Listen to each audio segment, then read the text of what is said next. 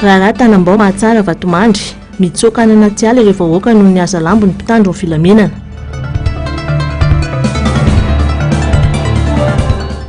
Ady amin'ny kolokolo eto Madagasikara mbola lavitry ny afo ny kitay. 20 febroary 2017 20 febroary 2017 dimampolo taona taty aoriana mbola tsy fantatra ny marina. Misy rivotra politika miainga avy any ivelany manova ny fanatontoloana. Fotoana ho fandinihan-tena ho an'ny firenena toa ny Madagasikara ihany koa anefa izao. Ainana ny fampandrosoana sy ny fahasalamana, ny éducation sy ny sisa dia ny anjaran'ny fanjakana zany mametraka hoe manoloana n'le zava-misy zany zao izay mahakenjantsika arabola satria le fitantanana ny ankina amin'ny vola mihitsy zany zao ny tena sahirana dia atahoana amin'izay zany ny tena hoe amaritana politika ny fampandrosoana fa miainga amin'ny herintsika. Miainga amin'ny herintsika koa nefa azadino le hoe anao variboba ny tanirazana koa ve anao variboba ny rem-pirenena ve dikan'izay dia vao may mahafaly an'zareo koa zany satria hifaninanana zao eran-tany hitantsika io le hoe any Ukraine nge ny terre rare ny tena tadiavin'ny Trump amin'le fanarahany amin'ny toerana samihafa zany samy mikendry ny tombotsoany ary tombotsoany amin'ny aren'le firenena dia eo zany tsika tsy mainko ny ametraka an'izay le hoe tsy vitan'ny mpitondra irery intsony ny mamahany olana fa ny malagasy rehetra tsy maintsy tokony avondrona ary hitady an'izay le hoe andaontsika mpandroso amin'ny Madagasikara. Raha mbola fankahalana sy fanilihana fanenjehana zany no entina hoe izay zao netoka dia izay no tompony zavatra rehetra za mino fa hiditra ao anaty krizy lalina ny firenentsika. Raha toka te hanova ny fiainam-bahoaka sy hifantoka amin'ny tena fampandrosoana marina ny fitondram-panjakana dia mazava fa ny fisokafana amin'ny hery rehetra no mila atao voalohany. Efa antonany maro no nitarihan'ny Prime Ministre ny gouvernemanta saingy fahatranan-trano no misy midika tsy fahombiazana izany rehetra izany. Zany anisan'ny lalana tokony rosoana amin'ny hoe ao anatina mandat firy moa zany na ny Prime Ministre na ny gouvernemanta niaraka taminy fahasahiranana foana ny lalovan'ny firenena dia dikan'izany ny évaluation zany dia hoe tsisy vokatra mila soloana zany ny olona rehetra mandrafitra an'izany na hatramin'ny Prime Ministre tokony hampametra-panontania hoe inona moa zany teo amin'ny firenena sa hoe eto amintsika moa zany le hoe milamindamina eo mpitondra sy ny sisa dia samy zay zany ny atao hoe fampandrosoana angamba. Mitaky finiavana politika avy amin'ny fitondrana ny zava-misy ankehitriny ho iatrany Hyper Ratovimananarivo Prosper. Tsy vahaolana intsony ny fijirijiriana amin'ny ekipa izay efa hita fa nitondra any amin'ny fahantrana hoy ny fanamafisana. Mila ny hevitry ny hery rehetra ny olana mitranga sy hitranga eto amin'ny firenentsika noho ny tsiodrivotra avy any ivelany sy ny olana efa misy ato anatiny ho iatrany ny fanazavana.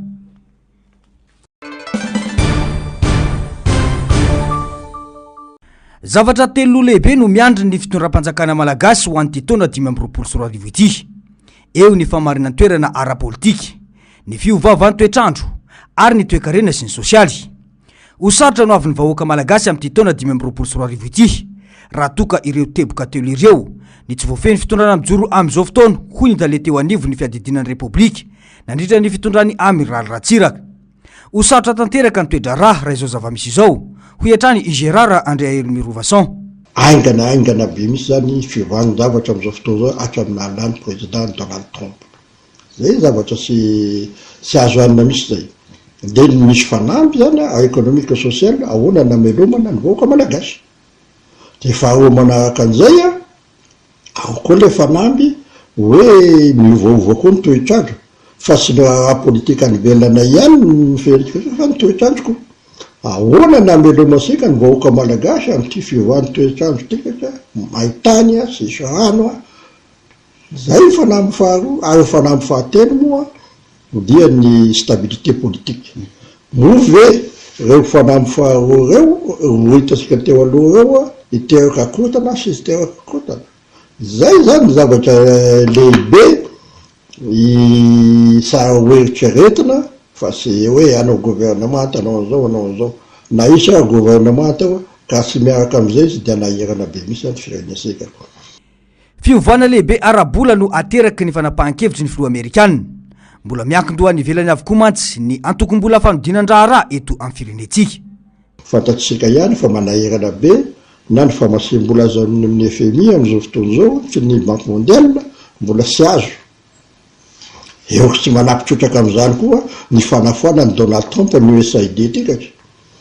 Ary mety hanapitsotraka koa ny mety ataoko mety anafoana ny AGOA na ny Millennium Challenge. Dia mbola sisy mahafantatsa dia hoe inona zany ny réforme économique et sociale ho ataosika hamelona ny gasy sy azoana fanampiana vaniverana sampona volasika. Samy iteraka korontana avokoa ireo teboka ireo ary izany no iandrasana ny rehetra amin'ny fandraisana andraikitra na ny tafiky na ny vahoaka ary ny fitondram-panjakana ho iatrany André Elmirovason Girard. Rivotra politika avy any ivelany avokoa no nanovan'ny fitondrana nisy teto hatramin'izay hoy ny fanamafisana. Anao ahoana stabilité politique sika izay fosy ve ny tafika hiditra sehatra ve ny tafika mpanao politika ve nanao azy sa ny foto-kevitra avy any velany ny ananakotantsika eto. Io ohatran'izany foana io ny raisika fosiny napikotana ny rasivaka ne c'est le discours de la bolle tamin'ny 91 napikotana ny Sranana tamin'ny 72 ne c'est le mouvement de jeunesse tamin'ny 68 ka zao zany misy mouvement mondial matanjaka be misy amin'izao fotoana izao zay ambola tsy fantatsika ny hafarany de isy fekekana tamin'ny stabilité politique sisa sisy zay zany mbola zavatra tokotro hozarevana akaiky be misy. Fandraisana andraikitra avy hatrany no takina amin'ireo teboka ireo satria goavana ny fiantraikany amin'ny fiainam-bahoaka sy ny firenena. Atao tsy izany anefa no maharototra ny fanjakana fa mbola fampandrina saim-bahoaka amin'ny filazana fa anova gouvernemanta. Izay zava-poana raha tsy afe ireo teboka voalaza ireo ho hatrany ity mpamakafaka politika ity.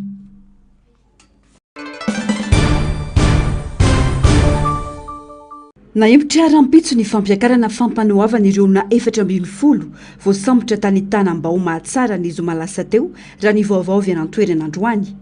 Velitoerana tanteraka ireo fianakavinana naradia azy ireo no ny falan'ny vatsy eo ampilatanana. Efa 5 andro izay no nitsoponena ireo mponina ary miafina ny anaty ala no nitahotry ny azalambo atao ny mpitandro filaminana. Bea fianakavignanay voasambotra aty. De nefa le taratasy natao efa ny fagnazavagna tsy hisy ny fahasamboran'olona satria tsisy zavatra simba, tsisy hoe zavatra hoe na olona naratra. De zao misy olona ndraikany voasambotra aty efa maromaro. Sasany azany alaigna andragno amin'ny valo alina fatoragna saina karaha hoe criminel io. Fatoragna tagnana katrokatra amina saina amina tongotra. De gaga zay efa ty zay zao mandeha magnotrona le avanay de mbola miteny koa mbola misy efapolo koa andeha alaigna nagnino ma zay le vahoaka ve zany tsy mahazo maneo le zavatra agnatin'ny fony nefa zeny tsisy zavatra ny samborigny sa zao mihitsy ve zany mahazo ny olona ambany volo tsy mba mahazo maneo le zavatra avy agnatin'ny fony mihitsy zany le olona fa vao mietsika kely de fa menasegna amina base lacrymogène satria zany ny zavatra nahazo anetakagny.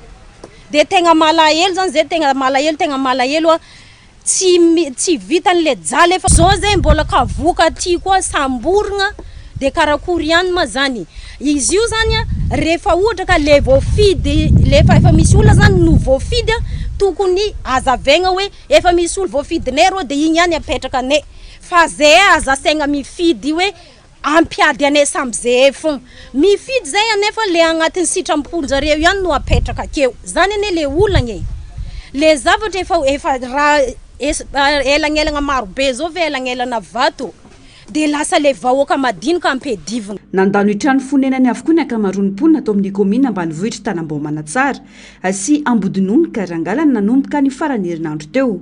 Manao azalambo ny mpitandro filaminana ary efa ao anaty lisitra avokoa ny anaran'ireo olona ho samborina raha ny fanazavana.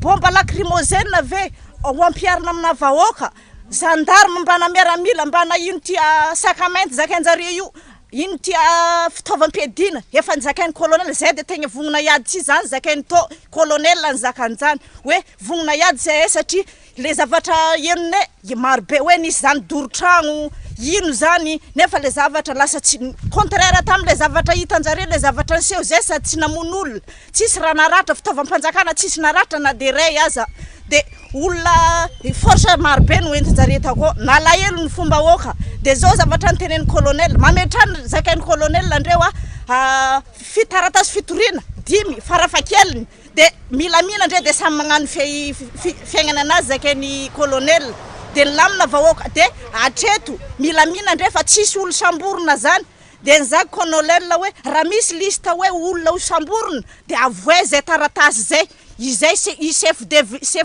izy ty i adjoint maire nalaka an'izany lista olona hoe ho samborona de raha ohatra ka misy zany taratasy zany zakain'ny colonel avoaka de rovitana masom-bahoaka de kanjo taty afara de misy an'izany fisamborany malahelo fone satria lasa vohitsakitsaka zoma olombelona ny fangatana la de avoay de olona le olona samborona re tompoko avoay fa malahelo be fonay zany mizaka zany vadiko de tafahidy ko avoay tegna mangataka fitondram-panjakana fa i tomobile district avy de atao fitaterana olona isazina olo sady tsy nangalatra malahelo foko fa ampiana la avoazy on'olombelona fa malahelo foko vohitsakitsaka tanteraka ny zon'olombelona manoloana ity tranga ity raha ny fanazavany solombava-bahoaka ao an-toerana izay nantsony ireo mponina iaro sy anohana azy ireo manoloana ity tranga ity ny sitsiny loatra raha ohatra ka mitsangana ireto vahoaka ireto zay nangalarana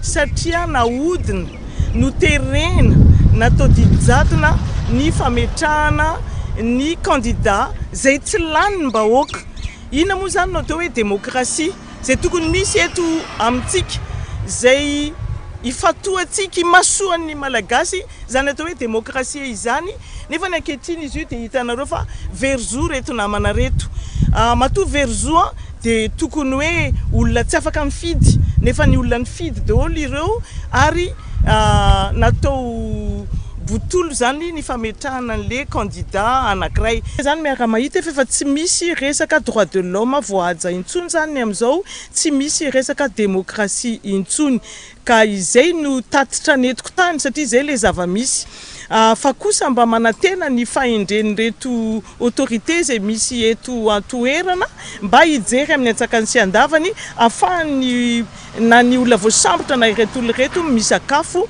mba mipetraka ampilaminana aiza ve moa ka vahoaka tanampolo nefa ny hémorragie efa tomobile telo no tonga tamin'ny ty herinandro ity ary mbola mitoy misy renfort zany alefa avy any Antananarivo ohatrany hoe lasa tany misy ady misy lagera misy ny itondrana ny vahoaka misy eto Vatomandry mampalahelo vizana matahotra zany no ery famoretana mahazo an'ireto olona ireto nefa ny mba manontany fotsiny ny zoany araka n'le noteny raha ny vaovao olona 720 no mbola voatazon'ny zandary miandry ny fampiakarana azy ireo ny fampanoavana rampitso olona 10 misazy miantony ary olona ray afaka madiodio ratsaiviny fanoerana ny voka-pifidianana atao an-toerana no nitarika disadisa atao amin'ny komina Tanambao-Mahatsara sy Ambodinonika natao ny fomba rehetra nampandaniana ny candidat mpanjakana atao amin'ireo komina ireo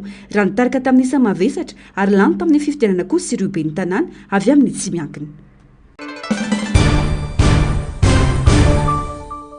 Dimapolo taona tsy aoriana nahafatesan'ny colonel Richard Tsimandrava mbola tsy fantatra ny tena marina momba ity raharaha ity raha nambaran'ny mpahitatara matany sy nitifitra teny Ambohijatovo ambony ty filoham-panjakana ity enin'andro monja taoriana nandraisan'ny fanjakana ny 12 febroary 2017 tokony tamin'ny valora alina teo olona ny banjina tanteraka ny fiarahamonina sy ny vahoaka izy ary ny fiainona ny vahoaka ny nambara ny fahafampandrosoana ny firenena na eo amin'ny lafiny toe-karena na ny lafiny sosialy nanaja tanteraka ny firaisakiny ty filoham-panjakana ity izay sy ho atoavin'ny firenena malagasy kitro ifaharan'ny fanjakana ny firaisakiana ny fiarahamonina ary fototry ny toe-karena ihany koa ho iatrano ny fanamafisana noho izany firehekevitra nentin'ny colonel Richard Tsimandrava izany no antony tifirana azy hoy ny mpahitatara Ranjatoery Arilala zavatra lehibe ny mahasoan'ny colonel Richard Tsimandrava ny fiainona ny etaentam-bahoaka ny nanao torapony vahoaka inona ny zavatra ilainy ary dia nomena fahalalahana ny olona hiteny aneo ny heviny ary dia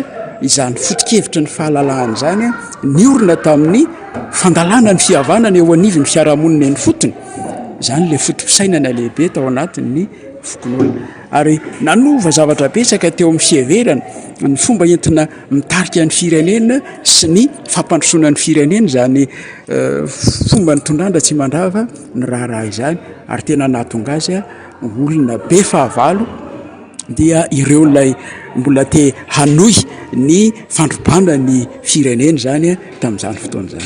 Efatra amin'izay no nanjaka ny tsy fisian'ny fitoizam-pitantanana na ny continuer de l'État raha ny fanazavana ihany. Raha fitondrana efatra amin'ny fanjanahantany no mbola voizin'ny mpitondra hatramin'izao izay nampiatra ny tenin'ny midina ary nananana vina tsara azy izay mpitondra teo aloha dia tsy maintsy nanova ny rafi-pitantanana sy ny vinavinany hiavahany. Izay no zava-nisy sianany eto amin'ny firenena. Araka izany, tsy mibanjina ny fampandrosoana ny firenena sy ny vahoaka ny tena imasoan'ny mpitondra sasany fa ny fihavahana sy ny fisehosehoana. Manomboka eo ny tsy fanajana intsony ny demokrasia. Io ny tonga amin'ny hoe miova andrina, miova sata. Rehefa maty ny colonel Sara Tsimandrava dia nadimby azy ny directoire miaramila nandritra ny enim-bolana teo dia ny 12 jiona 2017 no nofidiny directoire miaramila ho filoham-panjakana. Itona ny sy ny fanjakana ny Andriamatoa Didier Ratsiraka, capitaine de frégate tamin'izany fotoana zany dia izy no teo ary nanao fisapakevy-bahoaka izy nanao fifidianana izy dia enim-bolana taty aoriana dia lany filohan'ny repoblika miaraka amin'ny vinam-piarahamonina izay narosony ndraiky io dia izy no nitondra ny tany sy ny fanjakana ary nanana ny fomba fijeriny koa izy amin'izay veriny fa hitondrana ny firenena dia arak'izay voarakitra ao anatin'ny boky mena zany tamin'izany fotoana zany dia ny fametrahana ny antsoina hoe révolution socialiste malagasy dia izay indray ny lalana nandianany Madagasikara zany hoe tsy lay fokon'olona rafitra fokon'olona zay no hoe veriny Ratsimandrava hitondrana ny firenena intsony no nampiarina fa efa zavatra hafa indray. Ankoatr'izay, vitsy amin'ny malagasy ankehitriny no mahay tantara indrindra momba ny datiny 1 febroary 2017. Zavatra gasany 11 février zany. Tsy fantatra. Tena zany tena marina tsy fantatro mihitsy ny 11 février le fitsangana tamin'ny 11 février. Firan'olona colonel Ratsimandrava teny amin'ny Ambohijatovo ambony. Tsy haiko mihitsy mahakasika an'izay tsy haiko le hoe ahoana mahakasika an'le izy fa zay fotsiny fahenoko hoe mahakasika ny colonel Ratsimandrava fahafatesana colonel Ratsimandrava ny nafika. Dia tsy haiko hoe inona ny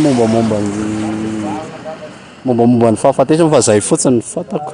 Mifono hevi-dalina ny famonoana ny colonel Richard Ratsimandrava hoy ny hafa. Tsy olo-tokana ny kasamono azy fa olona maro hoy ny sasany ary manam-pirofo izany ny nahafatesan'ny commissaire Ranevson ny 12 febroary 2017. Ity commissaire ity manko dia nikasanao fanadihadiana lalina momba ny raharaha Ratsimandrava ary nanome toky fa tsy maintsy ahitany marina.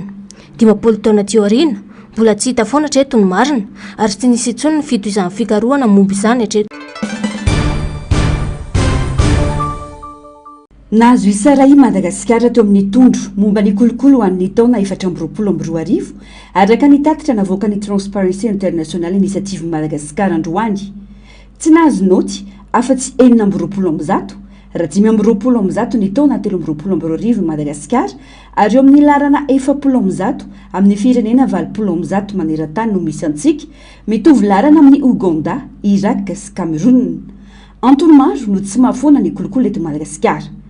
Eo ny fanjakana ratsy tantana, ny tsy fampiaran-dalàna, ny fanjakany tsy maty-manota sy ny maro hafa ka miteraka voka-dratsy eo amin'ny fiainam-bahoaka sy ny fiainam-pirenena.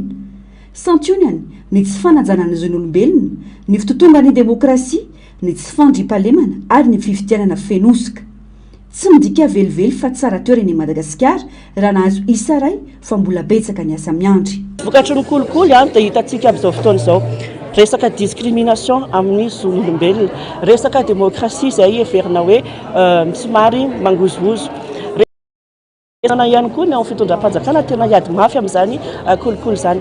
Ny resaka immunité parlementaire izay tokony hojerena ihany koa ny fomba fampiasa azy satria lasa fialokalofana ve izany izay immunité izay. Samy nahitantsika tamin'ny volana inty izy décembre teo hoe efa nisan'izay resaka député tratra tao anatina halatra sokatra izay. Eo ihany koa ny resaka insécurité ny resaka fifidianana zay tsy mandeha amin'loany ary nahitana herisetra samihafa sy fanotohinana ny zoan'ny mpifidy sy ny zoan'ny candidat raha dinihana zany dia mbola be ny zavatra tokony ataontsika manana point anankiray ambonitsika fa tsy ampy zay ary tena militsika zao manana stratégie nationale vaovaotsika miady amin'ny kolikoly mila ampiasaitsika io mila vadika ho zavatra mivaingana ary mila vadika ho résultat. Nisy ireo tolokelitra fanatsarana samihafa avy amin'ny Transparency International anatsarana ny ady atao amin'ny kolikoly ametrahana ny rariny sy anamafisana ny fanjakana tandalana. Isan'ny voarakitra natota-kevitra narosin'izy ireo ny fanomezana fahaleovantena sy ny hoentimanana sahaza ho an'ireo rafitra miady amin'ny kolikoly, ny fanamafisana ny fangararana amin'ny fampiasam-bola mandritra ny fifidianana sy ny fametrahana lalàna hito-miaro ireo pampany amin'ny lakolosy. Satria ny mpanao kolikoly dia be vola ary ny kolikoly dia miteraka vola ka te hiady amin'ny kolikoly tsika mila mafisitsika izay hera anankiray zay. Eo andaniny koa tsy maintsy ataontsika zay ahafahana mandeha mahazo ny lalàna izay miaro ny lanceur d'alerte sy ny défenseur des droits humains. Fantatra tsara fa misy ao anatin'io reo ataontsika hoe élu l'olom-boafidy tsy dia manaiky loatra ny fisian'ny lanceur d'alerte. Ny teny aminareo azy anefa ny raha te hiady amin'ny kolikolytsika tsy maintsy arovantsika ireo olona ireo. Farany ny tena zava-dehibe koa dia ny fahazontsika ny lalàna zay ahafahantsika manana accès amin'ny information en caractère public. Ankoatran'izay koa rehefa tentsika hoe ady amin'ny kolikoly amin'izao fotoana izao dia tsara mbola miresaka anatin'ny zotram-pifidianana ny hoe fangarahana ny vola ampiasaina mandritra ny campagne électorale. Hatreto aloha ho ana filoham-pirenena izay voafidy ary tsy mbola mazava akory hoe ahoana ny fond nampiasaina nandritra izay campagne izay. Zany zao zavatra tsy mety mihitsy ao anatina firenena izay milaza ny tena no miady amin'ny kolikoly zavatra bazika be ohatran'izany mbola tsy fantatra hatramin'izao. Mbola lavitry ny afo ny kitaira ho an'ny Madagasikara raha resaka ady amin'ny kolikoly raha ny faneho-kevitra. Mila izaka goavana izany antohana fampandrosoana eto amin'ny firenena. Raha mbola sy voafiantsika ty kolikoly ty angamba tsisy firenena androso ao anaty firenena be kolikoly e.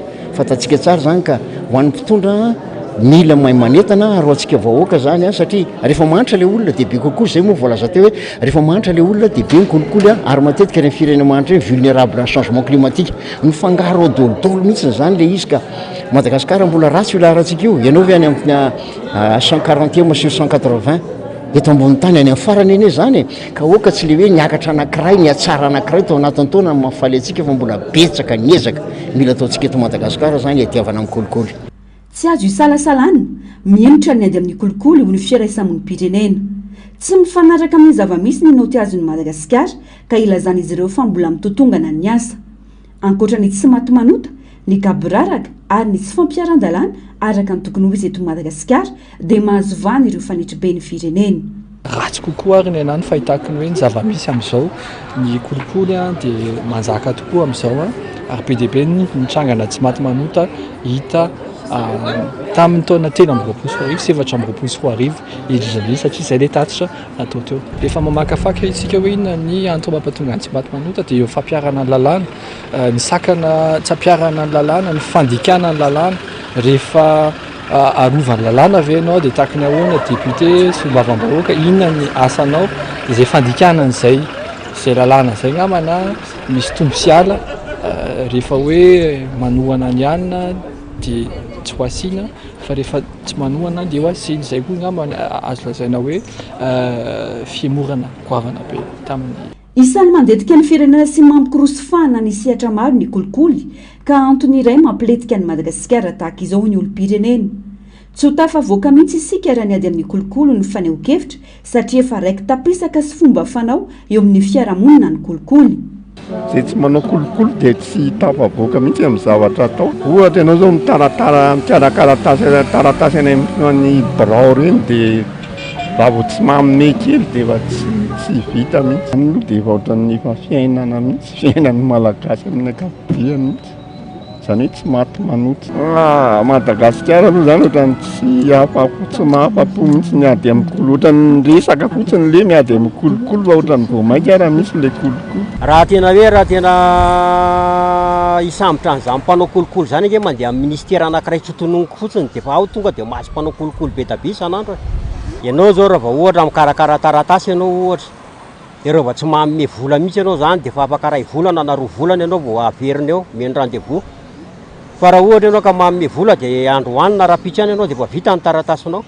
dia tsy maintsy taporoboka amin'le resaka kolokolo le olona ohatran'izay tenenke mandra-paharendrika amin'ny Madagasikara zany dia tsy maintsy eo foana ny kolokolo tena ianao raha va madinika ianao ka hoe tsisy lamosina dia efa tonga ianao dia efa tsy maintsy mihinana ianao aloha fa ianao raha va misy lamosina indray ianao dia efa milamina foana ny fiainanao tsisy fanantenana raha ny amiko aloha tsisy fanantenana tsony io tsisy tsony io mandrakizay doria araka ny teniko mandra-paharendrika amin'ny Madagasikara dia eo foana io kolokolo io raha ny fanazavana ka jina avy amin'ny loharano 12 avy any ivelany ary 7 any Madagasikara toy ny banque iraisam-pirenena ny forum economica maneran-tany ary ireo groupe de réflexion hafa ny tondro momba ny kolokolo na ny indice de perception de la corruption ny karazana kolokolo isan'ny fandrefesana IPC dia ny fanodinkodinana ny tapim-bola-panjakana ny fitoriana mahomby ny rara-kolikoly ny rafitra ara-dalàna sahaza ny fahafana misitraka vaovao makasika ny rara-panjakana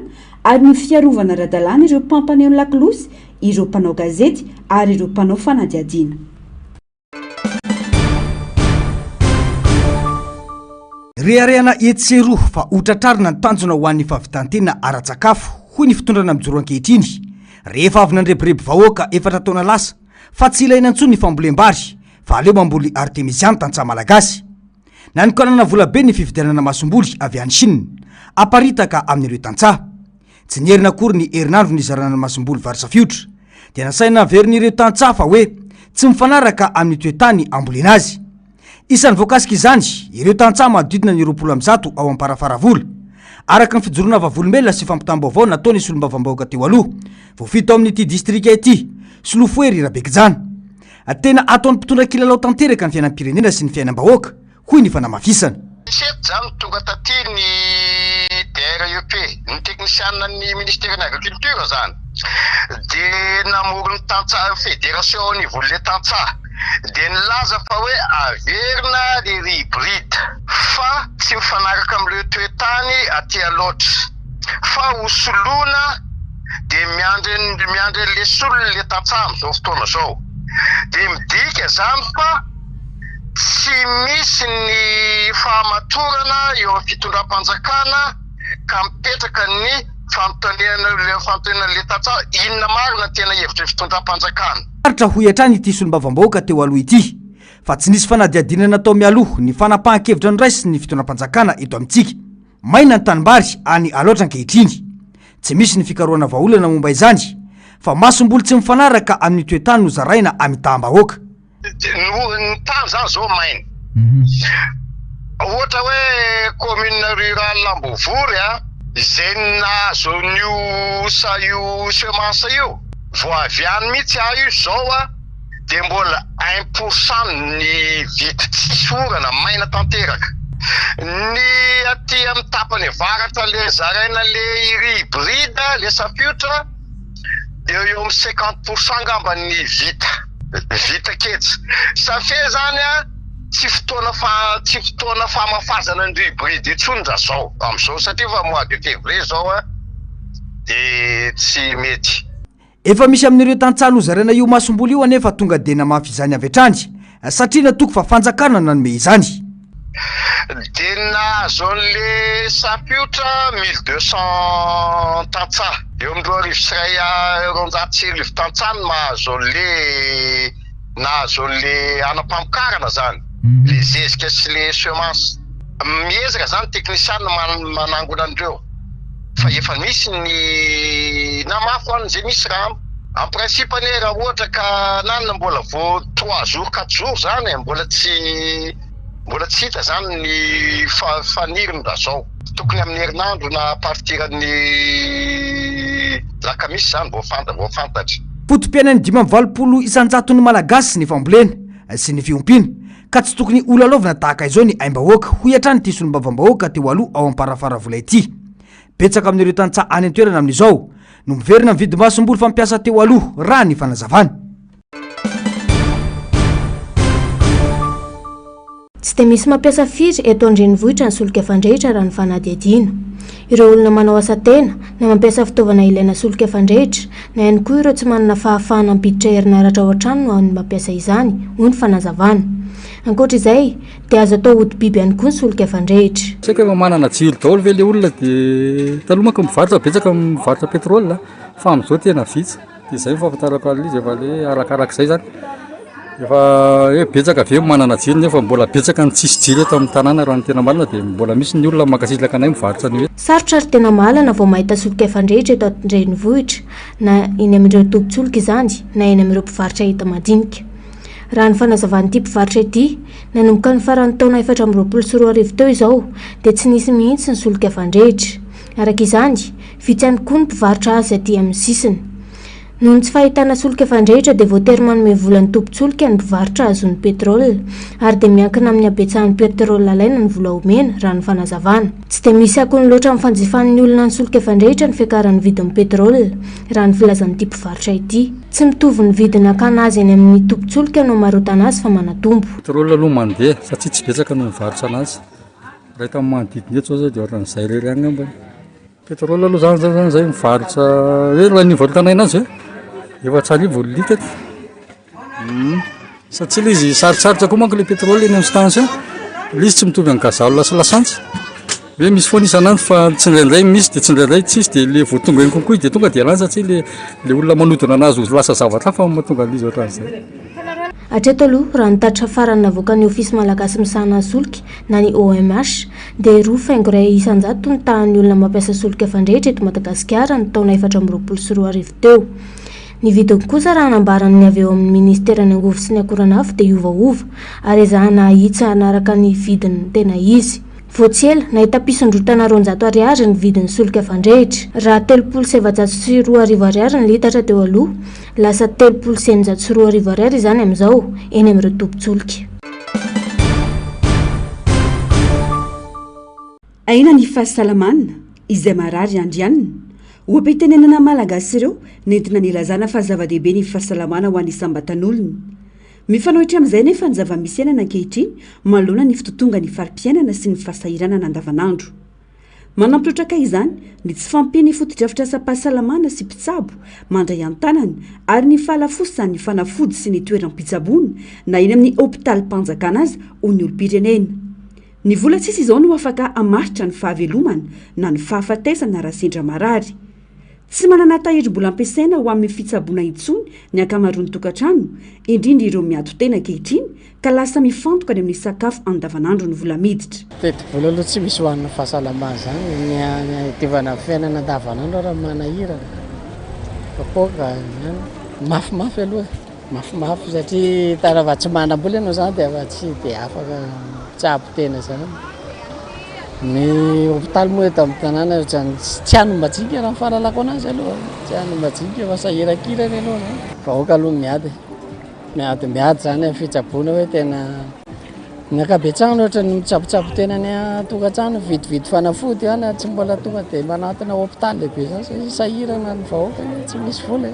Ny fitaovana tsy ampy ianao le vahoaka ohatrany tsy tena atao any majiky ireny tena marina fahitako anazy any aloha. Resa-bola zao no tena manahirana lefa zavatra zao nefa mila sahirana be amin'izao. Arakaraka misy ohatra arakaraka le olona misy ohatra miasa teny dia tsy mety tsy manana dia varim-pananany. Varim-pananana mihitsy moa zany vata tanindrazana raha ohatra tsy mara-vola. Raha tsisy vola dia tonga dia maty zany ho anafotiny. Resaka vola foana zany any raha tsy mara-vola tonga dia tsy maintsy fahafatesana zany tonga mianatra. Tokony hoe mamay-pondra zany le izy raha tokony izy. Lasa tsy maintsy mba tsy manam-bola aloha dia hoazy very. Manaprofo izany ny zava-misy eny amin'ny toeram-pitsaboana ary lasibatra manokana ireo mpitsabo tsy miankina. Marobe ireo olona marary tonga mitsabo tena saingy manao trosa ny ankamaroany ka lasa faty-antoka ho an'ny mpitsabo. Misy mihitsy azy ireo mahavita mitsoaka tsy mandoa vola ho ny mpitsabo iray nanaovana fanadihadiana. Tsy manantona mpitsabo ihany koa ireo marary sasany fa vitay amin'ny telefonina fotsiny izany. Tena mampalahelo dia ho an'ny olona ilay tsisy le voatery mianto tena. Sendra lafilafy ilay izy dia sahirana be ry zareo hoe ahoana zany ny tsaboana tena. Dia misy fiantraikana aty aminay mpitsabo ilay izy. Voalohany indrindra anatin'ny fotoana tsy hanana amin'ny vola izy ny tonga manatona anao ataonao ny consultation tonga izy milaza izy fa tsy manana na ariary ary tsy manam-bola. Ahoana moa ny itenenanao anazy hoe tsy ho raisina. Raisinao le izy. Manoratra ianao le fanafody amonjena anazy any amin'ny pharmacie. Eo le olona misy any dia tsy hita. Misy indray ny tena raha vonjenao le izy avy eo a le olona nefa accident tapika iny izy a tsy manana eritreritra izy hoe fa tsy ateriny volana raha be de be nefa dokotera tratran'izany hoe tsy averin'le olona intsony ny volana aminjena anazy vokany manao dokotera tena ny ankamaroany malagasy loza mitatao ho an'ny fahasalamana nefa zany raha tsy misy ny fitandremana lasa manao kototoany ankamaroan'ny olona sasany a manao ny antsoina hoe automédication a mieritreritra izy hoe manontanytany olona izy manontany eo amin'ny Facebook izy hoe inona no fanafody atao an'izao misy moa ny sasany mety a de rabasoa rabatsara fa misy le tsy mety a de am'izao rahasotoan'izay izy vao manatona mpitsabo nefa efa ataontsika hoe efa somary mety efa manome complication le aretina efa misy fahasarotany le aretina de zay taratara zareo zany vao tonga de inona mivokatra lasa me mitombo ndray zany ny vola laniny amin'ny fanafody zay a hovidiny any amin'ny mila fanamboarana tanteraka ny siatry ny fitsaboana eto Madagasikara amin'ny fanomezana tantsorika sy fampitombona isy ireo mpitsabo mandray an-tany an'ireo marary indrindra ireo any amin'ny toerana lavitra andrina ho ny mpitsabo raha fitsaboana mamaim-poana sy manakaiky vahoaka kosa no takin'ny olom-pirenena fa tsy hoe rehefa misy fitokanana foto-drafitrasa na fankalazana samihafa vao metsiketsika ho hitan'ny olona raha ny zava-misy eto Madagasikara raha teo mbola tsy misy afa-tsy mpitsabo 4,000 misahana ponina 20 tapitrisa ankoatra io ny tsy fampinina ireo toeram-pitsaboana mandray an-tanan'ireo marary ka miteraka fasahirana nagoavana ho an'ireo mila fitsaboana indrindra ho an'ireo aretina sarotra sitraniny sy mila fandidiny nankalazaina androany moa ny andro iraisam-pirenena ho an'ny marary ka tamin'ny alalan'ny fizahan-pahasalamana sy fitiliana diabeta sy tositra mamaim-poana no nanamarian'izany manerana ireo CHRR 7 sy CHRD 9 manerana ny faritra 13 anisan'ireo aretina tena mpahazon'ny olona ankehitriny raha ny fanazavan'ny mpitsabo ny tositra ambony ny diabeta ny areti-kibo sy ny areti-koditra ary ny aretin'ny taovam-pisy fony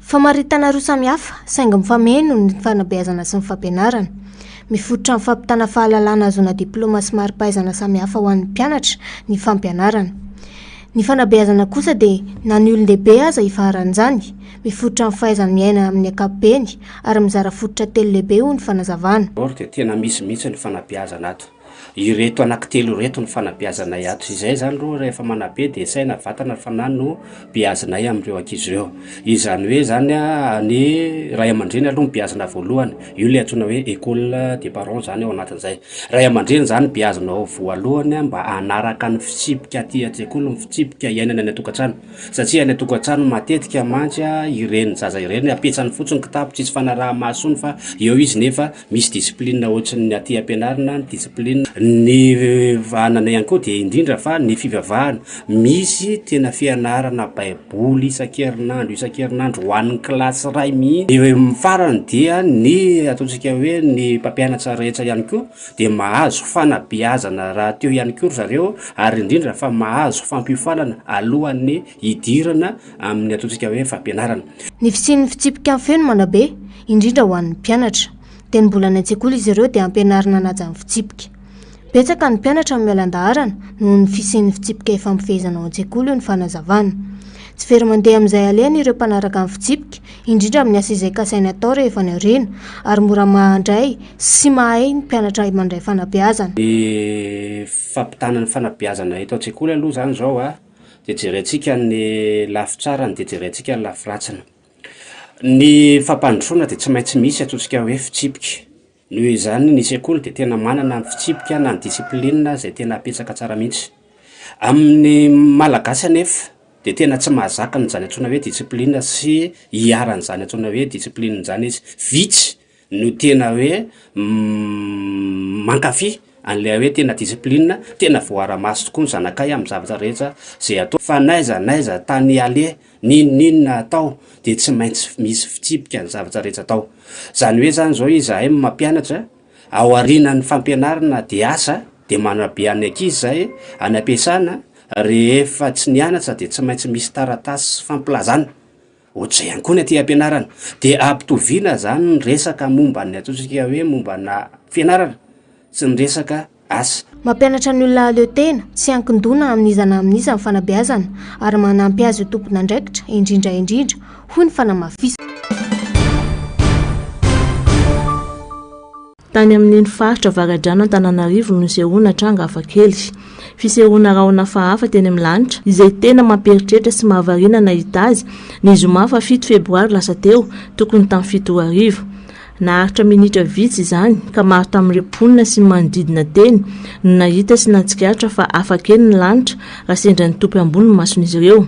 Tsy hay moa izay hevitra fonosiny ity tranga hafakely ity. Tany amin'ny arivo ka hatramin'ny 5 taona lasa tany nampidirana ny lambo teto Madagasikara raha araka ny fikarohana nataony Nature Communication. Tonga teto avy any Afrika Atsimo Atsimo Atsinanana niaraka tamin'ny olombelona ity biby ity araka ny fikarohana ihany. Manohatra ny fikarohana teo aloha izay milaza fa talohan'ny olombelona ny lambo izao voka-pikarohana vaovao izao. Niteraka ady hevitra maharitra teo amin'ireo siantifika moa ny momba ny fiavian'ny lambo. Biby lehibe mampinono any tafita ny lakan-drano ny Mozambique ka mba hatongavana eto Madagasikara.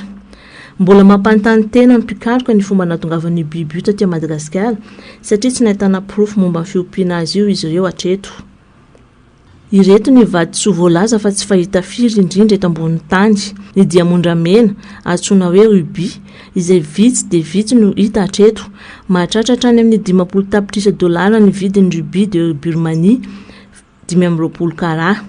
Ny tanzanite faritra iray any Tanzania no ahitana azy, manga sy volomparasy mifangaro ny lokony. Ny penite hitan'ilay Britannique Arthur C. Depin tany amin'ny taona 1790 tany Birmanie ary isan'ny vato mafy indrindra. Ny benitoite manga ny lokony antsoina koa hoe bleu azur na bleu benito, faritra kely iray any Californie no tena ahitana azy. Ny jade de Myanmar antsoina koa hoe jade impérial na jade de Birmanie, maitso ny lokony. Ny opale noir matroka ny lokony ary misy taratra loko isan-karazana mampangirana azy. Any Australie no tena ahitana azy. Lavaka be ambany ranomasina ny Grand Trou Bleu de Belize. Araka izany dia any Belize any Amerika Afovoany no misy azy. 10 metatra ny savaivon'ity lavaka ity ary 420 metatra ny alaliny. Voalaza fa izy no lavaka faharoa ambany ranomasina lehibe indrindra eran-tany. Lehilahy antsoina hoe Jacques Cousteau no nampafantatra ka nampalaza io toerana io rehefa nitondra samboteny ny tenany tamin'ny taona 1790. Anadiady momba ity lavaka ity. Mahasarika ireo mpizahan tany tia miroboka an-dranomasina lalina ity Grand Trou Bleu ity mba hahazoana mijery ireo harena voajanahary monao.